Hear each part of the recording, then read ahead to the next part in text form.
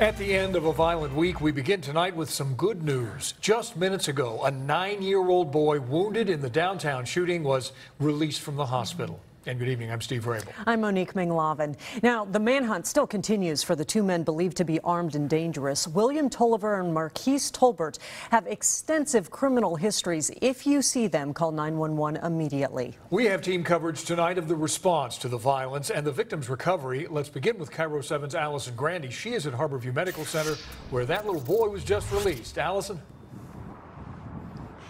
He was, Steve, and in such a hard week, it's so great to end the week with such good news. That little boy, Judah, just rolled right out of Harborview just 48 hours after he was shot, and we want to show you that video. Here he is. They let us inside the hospital so we could show you how he's doing. Now, he was shot in his femur. It was shattered. They had to put it back together, they described, like a puzzle, but a surgeon here at Harborview did exactly that. We're told Judah was up walking today, which is incredible. They decided to wheel him out of the hospital. We asked him how he's doing. He didn't have much to say. You can imagine how overwhelming all of this has been for him. And this is him the day of the shooting. I want to show you some video from the actual shooting scene. That is Judah on the ground, surrounded in people, trying to help him, and then first responders rushing in to do what they can. This was a horrific situation, and people who were on their way home from work, working other places, swarmed in to do what they could do to help.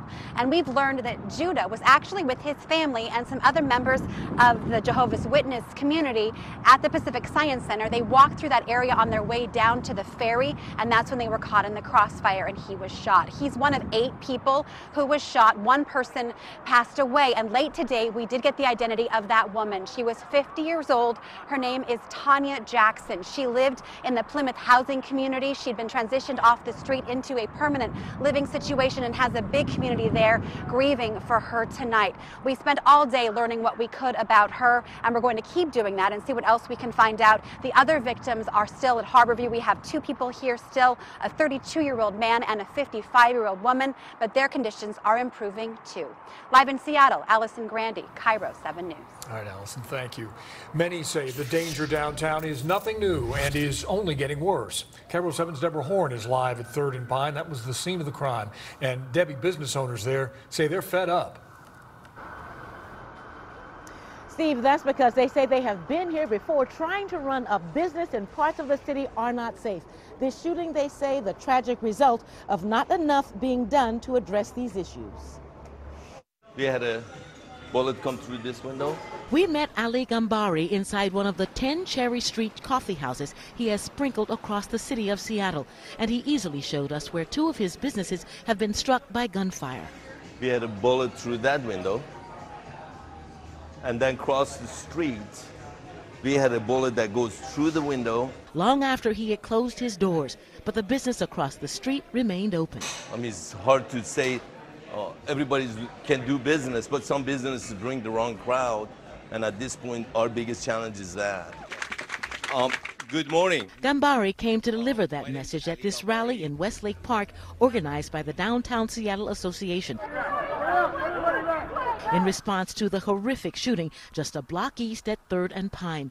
Gambari says the kind of lawlessness that led to this demands a new approach from the city and the state. They have to, instead of being politically correct, they need to be community correct right now, and community need action now. And it's people that have been betrayed by this system. But this gaggle of teenagers from the Northwest School, a college preparatory school in Seattle's downtown, worry that the city is looking for scapegoats. Instead of focusing on what is happening on 3rd and Pine, what we need to do is figure out resources to help the people that are there, the people that are not only the perpetrators of crime, but the people that are affected by it, the people that are there every day.